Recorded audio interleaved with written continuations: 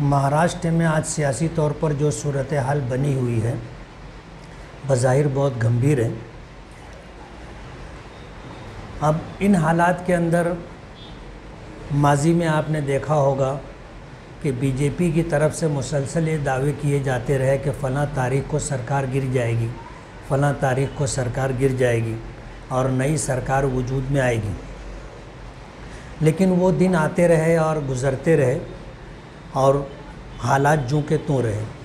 आज सूरत हाल ऐसी है कि कल जो है एमएलसी की वोटिंग हुई और उस वोटिंग के बाद के जो हालात बने हैं उन हालात को देख करके बज़ाहिर ऐसा लगता है कि कहीं ना कहीं महाविकास अघाड़ी की पार्टियों में आपस में नाराज़गी और इख्तिलाफ है।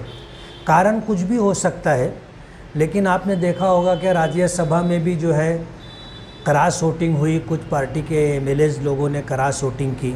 अभी विधान परिषद का इलेक्शन हुआ, इसमें भी जो है क्रॉस वोटिंग हुई। तो ये हालात बज़ाहिर ऐसे दिख रहे थे कि सूरत हाल संगीन है। कल का दिन गुज़र गया, रात में रिज़ल्ट आया, जिन बातों का अंदेशा था वही सूरत हाल सामने आई कि कांग्रेस का एक उम्मीदवार हार गया और ज़ायद उम्मीदवार जो खड़े किए गए थे उसमें से ये समझ लीजिए कि बीजेपी का उम्मीदवार जीत गया।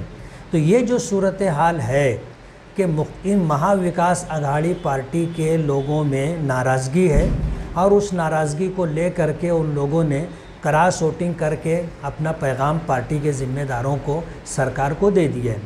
अभी सुबह होने के बाद ख़बर ये मिली कि एक मिनिस्टर कई मिनिस्टरों को और एमएलएस को ले करके उन्होंने बम्बई और महाराष्ट्र छोड़ दिया है और गुजरात के शहर सूरत में जा कर के वो वहाँ पर रुके हुए हैं। बज़ाहिर ऐसा लगता है कि अगर वो इस्तीफ़ा दे देंगे तो सरकार गिर जाएगी। लेकिन अभी हालात क्या हैं आपको पता है। सभी जो है देखो और इंतज़ार करो की पॉलिसी पर चल रहे हैं।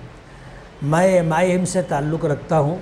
सुबह उठने के बाद मैं अपने घर पर था और अभी इस वक्त मालेगांव अपनी ऑफ़िस में हूँ। मुझे ये ख़बर मिली कि रात में इस तरह के हालात बने हैं। हम एक पार्टी से जुड़े हुए हैं, राज्यसभा की वोटिंग हो, एमएलसी की वोटिंग हो या सरकार बनने का जब मौका था तो उस मौके पर पार्टी के ज़िम्मेदारान ने, हमारे कौमी सदर असदुद्दीन ओवैसी साहब ने पार्टी के लिए जो पॉलिसी तय की थी उस पॉलिसी को हमने फॉलो किया था और आज भी हम उसी के मुताबिक चल रहे।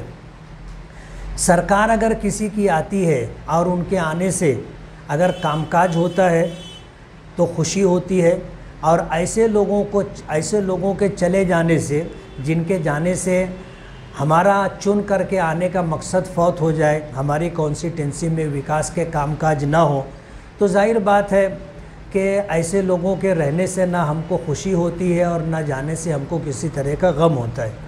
आज भी इस वक्त जो सूरत हाल है, 2.5 साल का अरसा गुज़रा और हमें महाविकास अघाड़ी की तरफ से कोई अच्छा फंड मिला हो, ऐसा हमारे साथ हुआ नहीं। इसलिए आज की जो सरकार है, हमें उनसे आशाएं तो थी, आज भी आशाएं हैं और हम ये चाहेंगे कि उनकी सरकार रहे। जिस तरह चल रहा है मामला, इससे बेहतर तरीके से चले, हमारी ये चाहत है। आज इस वक्त मैं मालेगांव में रहते हुए अपना पक्ष, अपनी पार्टी, इन दोनों चीज़ों को वाज़े करना चाहता हूँ कि हमने महाविकास अघाड़ी को सपोर्ट नहीं किया था और बीजेपी के साथ हमने वॉकआउट भी नहीं किया था। हमने उस वक्त तटस्थ रहने का फ़ैसला किया था।